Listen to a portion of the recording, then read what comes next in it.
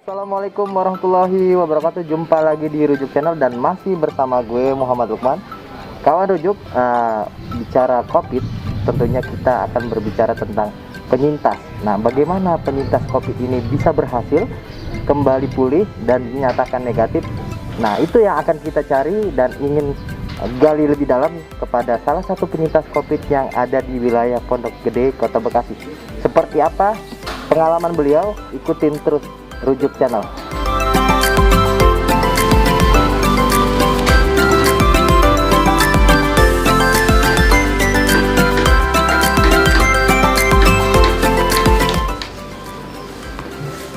Assalamualaikum. Waalaikumsalam. Apa kabar, Bang Lukman? Wah, alhamdulillah sehat. Siap, jaga jarak dulu kita nih, Bang. Kota Bekasi lagi rame nih, Bang. Iya, luar biasa. Luar biasa peningkatannya, Bang ya. Nah, mungkin Abang kan informasinya sebagai penyintas nih. Ya. Yang berpengalaman pernah mengalami COVID ya. Bahkan sampai 2 kali kalau nggak salah. 2 kali. Yang Nah, kedua ini baru sembuh 2 minggu yang lalu. Baru 2 minggu yang lalu sembuh. Alhamdulillah ya. Ya, alhamdulillah. Ini Ya. juga sebenarnya juga bekas vaksin juga. Oh, berkat vaksin juga ya? Betul. Oke, nah mungkin bisa berbagi dengan masyarakat Kota Bekasi, Bang. Karena COVID ini kan dalam tanda kutip horor nih, Bang ya. Siap. Dengan Yuk. angka kematian yang mungkin bisa dibilang ya minggu-minggu terakhir ini cukup tinggi nih. Ya, betul. Cuman mungkin apa yang bisa dibagi mungkin bisa meningkatkan imun juga buat masyarakat yang Iya, sedang berjuang nih, yang Betul. isolasi mandiri begitu ya, Bang ya? Betul. Oke. Yuk, kita ngobrol di depan yuk. Oke, siap. Siap. Lanjut, ya.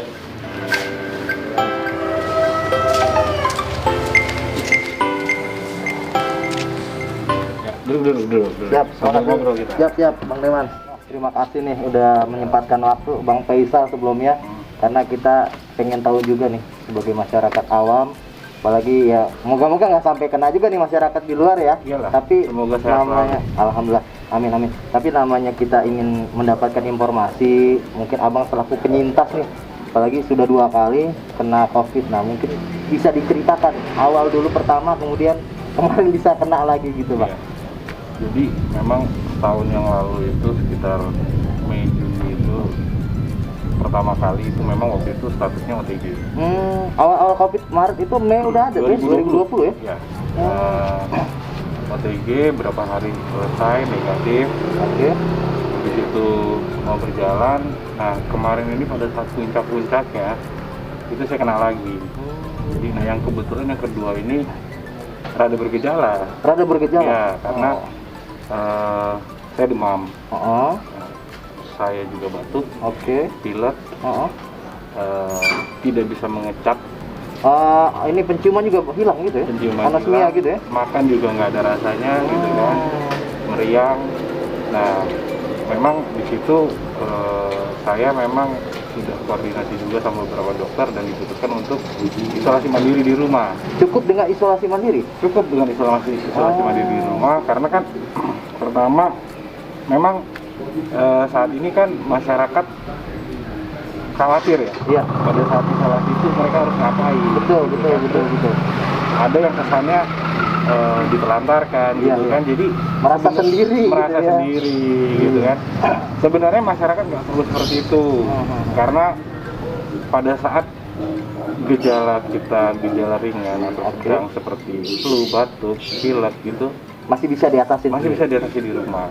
Karena kita konsen aja pada saat flu kita minum obat batuk. Obat flu, sorry. ya. Pada saat batuk kita minum Obat batuk.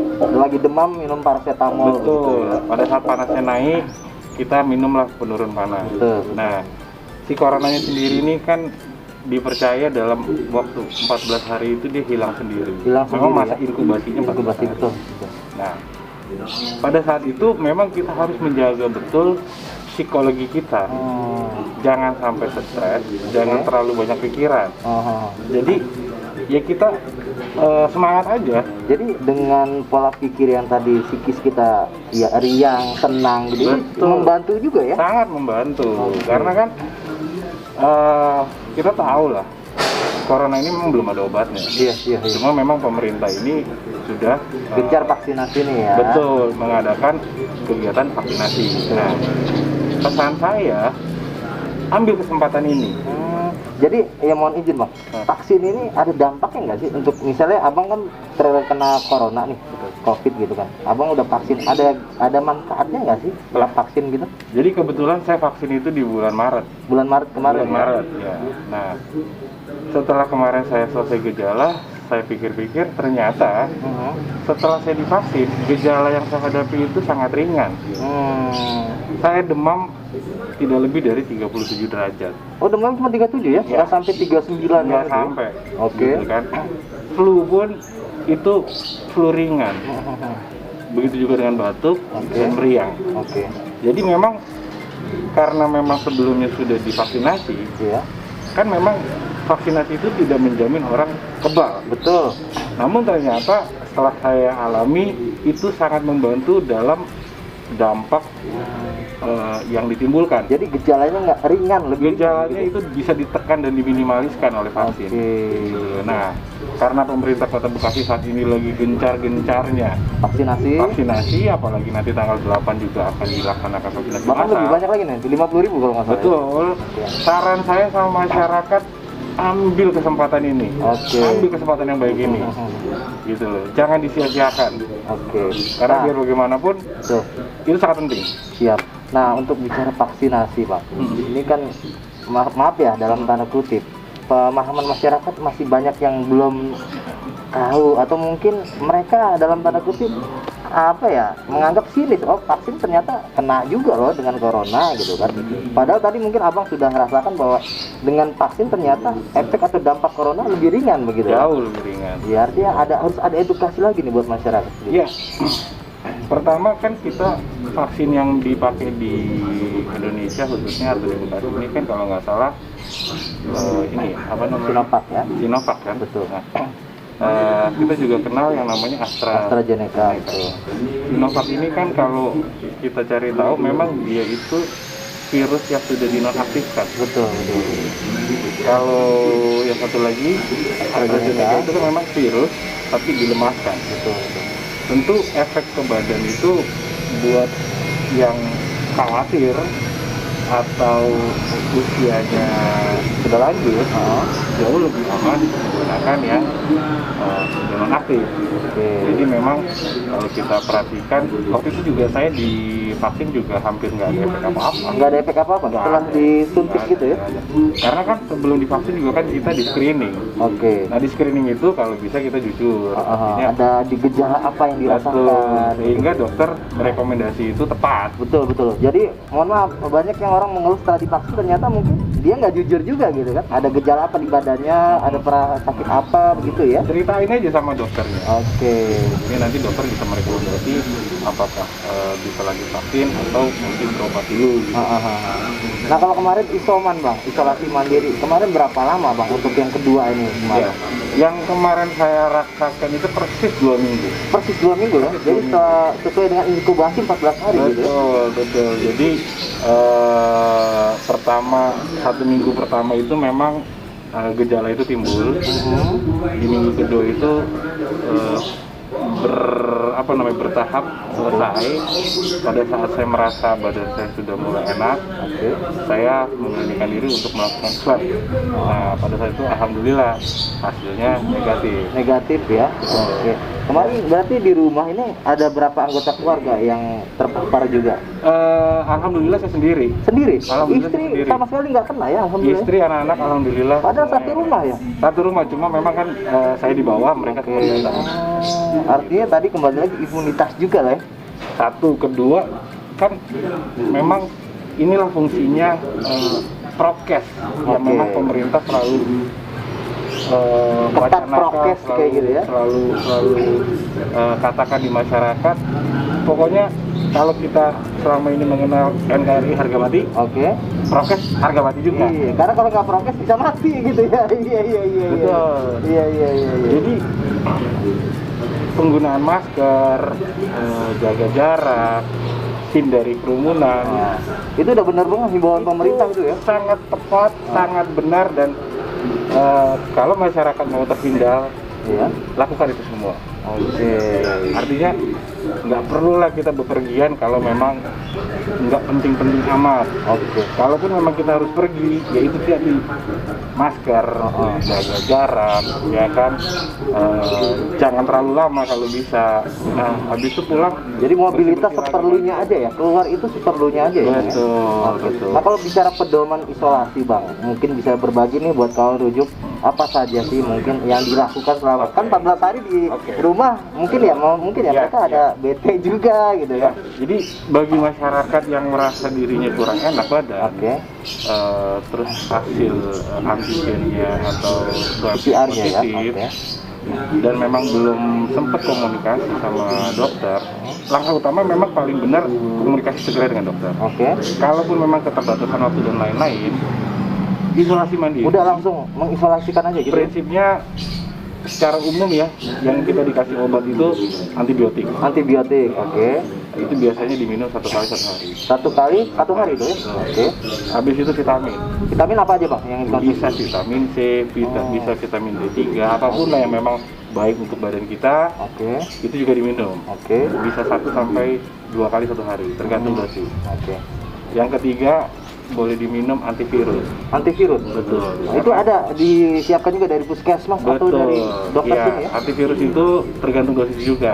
Ada yang 2 kali sehari, ada yang 3 kali sehari. Nah, itu tolong dikomunikasikan, dikonsultasikan dengan dokternya. Oke. Selebihnya itu sebenarnya contoh kayak misalnya saya mengkonsumsi pisang, Kandungan-kandungan dari pisang baik atau juga ya? perasan lemon, karena kan asamnya lemon Vitamin itu C bisa, juga ya? bisa apa ya, melemahkan virus. Virus betul. Dan banyak-banyak minum air hangat gitu loh. Karena juga di suhu tertentu virus itu juga bisa lemah. Oke. Nah, obat-obat yang lain itu tergantung kebutuhan. Tergantung gejala juga ya? Betul. Kayak tadi batuk minum obat batuk. Betul. Tapi kalau tidak ada gejala batuk, pilek, ya sudah tidak perlu. Nggak usah ya? Iya. Cukup tadi aja antibiotik, antivirus, Vitamin ya, iya, yang utama sama itu. makanan-makanan yang bisa mensupport. Oke. Gitu. Dari pisang, perasan lemon, atau mungkin ini rebusan jahe merah, gitu. Yang kira-kira bisa membangun imun lah.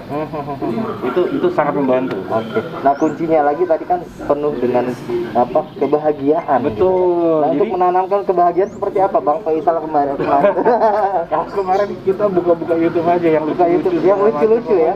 yang bisa bikin pikiran kita seneng lah. Oke, jadi emang ada hormon yang memicu kita ibaratnya ketawa, bahagia itu menimbulkan tadi imunitas juga ya Bang? Ya, jadi kita bawaannya semangat. Oke. Gitu loh, dan ya sudah pasti karena kita juga umat beragama, berdoa. Betul. Jadi tetap Tidur, kita- ibadah tetap dilaksanakan ya. Betul. Sebelum tidur kita bersemangat, berdoa, mudah-mudahan besok lebih baik. Oke. Dan untuk masyarakat yang memang saat ini di rumah sakit juga percayakanlah sama Tim medis ya. tim medis. Mereka itu sudah melakukan yang terbaik. Oke. Ya kan, tinggal dari masyarakat yang memang sedang dirawat, teruslah semangat, teruslah berpikiran positif. Biar Jadi emang bagaimanapun. penting banget ya berpikir positif bahwa Betul. sembuh gitu ya. Betul.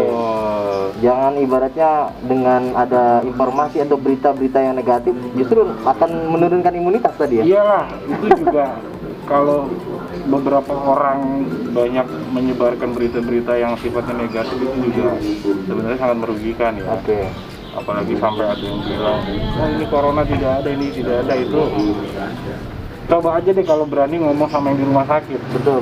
Mungkin mereka belum bisa merasakan gitu kan, Iya. tapi pada saat sudah merasakan mereka baru tahu gitu. Oke. Jadi langkah selama ini pemerintah yang sudah diterapkan prokes 5M itu udah paling tepat. Udah paling tepat. Itu udah paling tepat.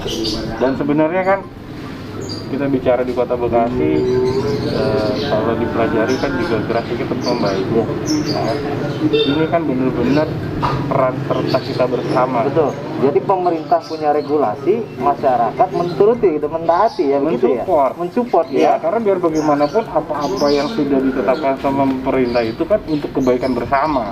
Oke Bang, kalau kita bisa evaluasi Bang, Kota Bekasi kan sejak 3 Juli kemarin ya menerapkan PPKM mikro darurat. Nah, untuk angka penurunan Bang, apakah sudah bisa dievaluasi dengan saat ini Bang? Ya kalau lihat dari tanggal diterapkan masih hitungan hari. Oke. Tentu ini menjadi menjadi keinginan bersama bahwa pada saat nanti berakhirnya PPKM Mikro berakhir juga lah Lonjakan tadi tuh ya. secara drastis. Oke. Gitu. Jadi yang bisa menciptakan itu ya kita semua. Betul. Jadi kesadaran masyarakat sangat diperlukan sekali saat ini Bang. Sangat karena memang ya baik yang dirawat di rumah sakit sama yang isolasi mandiri di rumah itu juga kan mereka tidak menginginkan. Betul. Gitu kan. Nah, bagi masyarakat yang memang saat ini tidak terpapar, pertahankan. Iya. Gitu. Jangan sampai nanti ikut-ikutan terpapar. Nambah lagi bagaimana? nih ya. Ya prokes itu tadi. Prokes tadi ya. Prokes udahlah, nggak bisa lari Oke. dari situ gitu. Betul. Nah kalau bicara ini Bang, jasa tenaga medis kan sangat luar biasa nih Bang. Ya. Tim dokter, perawat, apalagi kemarin di RSUD Ya. itu sampai nambah tenda darurat gitu loh. Nah mungkin pandangan Abang yang juga nih anggota DPRD Komisi 4 ya, Komisi 4. bidang kesehatan, apa sih Bang dukungan, support Abang untuk tenaga medis, silakan Bang. Beberapa kali tentu kita juga komunikasi baik dengan RSUD tipe D yang ada di wilayah maupun RSUD yang di Kota Bekasi. Oke. Saya benar-benar memperhatikan betapa mereka luar biasa menambah daya tampung. Oke. Itu kan menambah tanggung jawab. Mereka laksanakan itu kan dengan rasa kemanusiaan yang tinggi. Iya. Dan memang pasien-pasien itu semua diurus dengan sangat baik, gitu kan. Jadi nggak ada kata lain selain luar biasa, gitu. Nah, untuk menghargai mereka salah satunya yaitu Tetap kembali lagi ya, jangan sampai terpapar kita gitu. terpapar. Karena beban lagi artinya. Mereka terbatas. Oke. Mereka juga punya daya tahan yang Betul. gitu kan. Stres juga dengan banyaknya lonjakan begitu kan ya. Nah, kalau kita terus bebankan mereka dengan kehadiran pasien-pasien, mereka ada titik di mana mereka juga nggak akan sanggup. Betul. Nah, yang sudah dirawat kita doakan semoga segera sembuh. Amin. Yang memang tidak dirawat, Yang belum terkena ya. belum terkena, ya kalau bisa jangan sampai kena. Jangan sampai kena, betul. Agar PPKM Mikro Darurat ini yang digalakkan oleh Pak Wali Kota kita benar-benar berhasil sukses. Gitu loh. Dan ya mungkin kalau boleh sedikit pesan sama para nakes, suster yang memang berinteraksi sama pasien, ajak mereka berkomunikasi, Betul. buat supaya mereka tetap semangat. Jadi penting ya, artinya komunikasi antara nakes dengan si pasien ini. Karena kan pasien pada saat di rumah sakit itu kan memang berhadapan langsungnya sama suster Betul. atau dokter. Karena anggota jaga, keluarga nggak bisa kan. nemenin juga Betul. gitu. Nah, mereka lah yang bisa membangkitkan semangat. Betul. Gitu loh, karena mereka yang tahu kondisi pasien. Pada saat mereka katakan, ayo Pak, Ibu, semangat, nggak lama lagi sembuh, itu kan dorongan yang sangat luar biasa. Betul. Dan saya yakin itu dilakukan gitu. Jadi semuanya semangat. Kita juga di sini berupaya mengedukasi semaksimal mungkin masyarakat yang telepon saya, diskusi bagaimana terkait isolasi mandiri, terkait vaksin, semua saya jelaskan dan alhamdulillah mereka yang tadinya isolasi mandiri panik, bingung dan segala macam, akhirnya mereka bisa tenang. Nah itu kunci juga ya dengan Iya. ketenangan tadi tuh. Betul, karena pada saat panik telepon, Pak, saya positif nih, saya di rumah, saya harus ngapain? Oke. Ya sudah, tenang aja, obat diminum, istirahat yang cukup, makan yang cukup, ya kan, jaga pikiran yang positif, Oke. olahraga kecil mungkin, pagi-pagi kita sempatkan Jemur juga ya. jemur gitu kan. Jalani aja biasa sejauh itu memang kita tidak punya gejala. Oke. Rasa-rasanya 2 minggu itu selesai kok. Selesai ya dengan tadi pola pikir tadi yang positif tadi. Betul. Nah kalau kembali lagi Bang, ini mungkin koreksi buat kita semua juga Bang. Di saat musim saat ini lonjakan begitu tinggi, banyak juga yang melakukan isolasi mandiri. Ternyata obat, vitamin itu melambung tinggi Bang. ya kan? Nah itu bagaimana nih ibaratnya masyarakat ibaratnya bisa diyakini bahwa oh mereka asupan obat itu aman insya Allah gitu kan. Kemudian vitamin juga mungkin asupannya juga nggak kekurangan begitu. Ya memang ada fenomena ya belakangan ini ketersediaan obat vitamin di beberapa tempat kosong. Betul. Tentu ini kan regulasi yang lebih tinggi lagi. Betul. Kita berharap semuanya segera terkendali. Betul. Nah, bagi masyarakat juga bisa cari alternatif lain karena vitamin itu kan sumbernya bisa dari mana saja. Betul. Dari buah langsung juga bisa ya. Bisa gitu kan. Terus juga kalau memang antibiotik juga kan banyak produk-produk pengganti gitu kan. Jadi kalau memang produk ini habis kita bisa cari atau gunakan produk yang lain gitu kan. Dan memang untuk yang isolasi mandiri jangan lupa melaporkan Dengan lingkungan ya, ketua lingkungan. ke ketua satgas setempat, baik itu RT, RW ataupun kelurahan. Bisa juga dengan puskesmas setempat. Ya. Karena dengan tahunya mereka juga bisa membantu mengkontrol, memberi masukan, dan juga sedikit banyaknya ketersediaan obat akan didistribusikan. Betul. Artinya ketika sudah terkonfirmasi segera lapor ya. Betul. Dengan ketua satgas setempat. Jangan merasa sendiri, jangan merasa itu aib, karena itu bukan aib sama sekali. Benar. Ini persoalan yang memang kita harus selesaikan bersama-sama, bahu membahu. Ya, kita lakukan laporan kita masing-masing.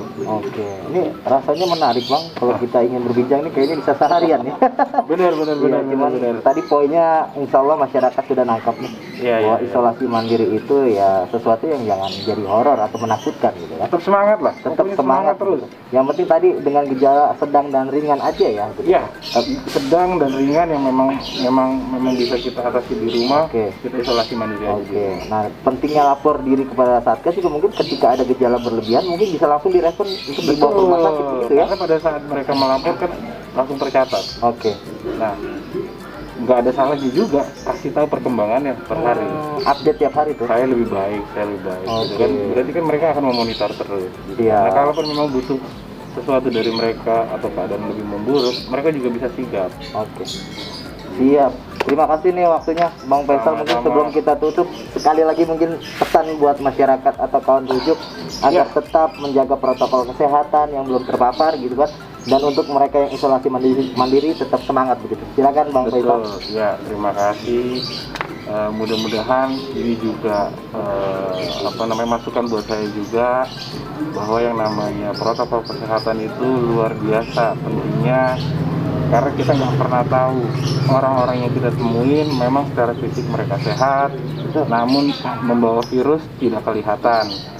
Dengan demikian, ketemu siapapun wajib menggunakan masker, jaga jarak. Kalau memang tidak perlu amat, lebih baik kita diam di rumah. Bagi yang memang sudah terlanjur terpapar, kalau memang gejala itu ringan atau tidak ada, isolasi di rumah saja, insya Allah aman. Yang penting vitaminnya, obatnya, makannya, istirahatnya dijaga, semangatnya dijaga, insya Allah cepat sembuh. Bagi yang memang saat ini ada di rumah sakit, sama, tetap semangat.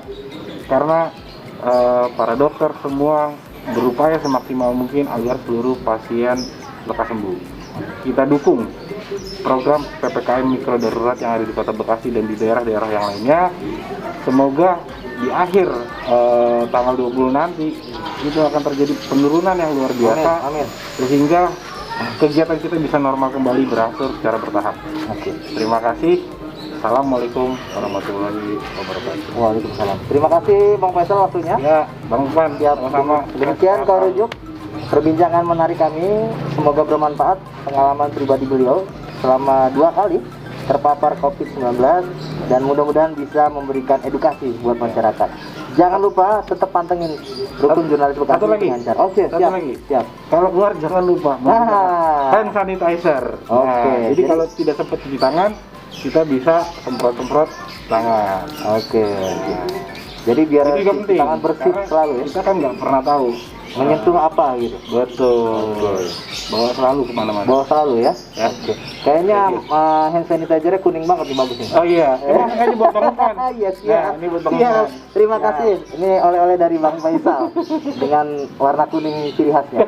Oke. Jangan lupa dukung terus channel Rukun Gratifikasi dengan cara like, comment, subscribe, dan share sebanyak-banyaknya. Gue Muhammad Lukman undur diri. Wassalamualaikum warahmatullahi wabarakatuh.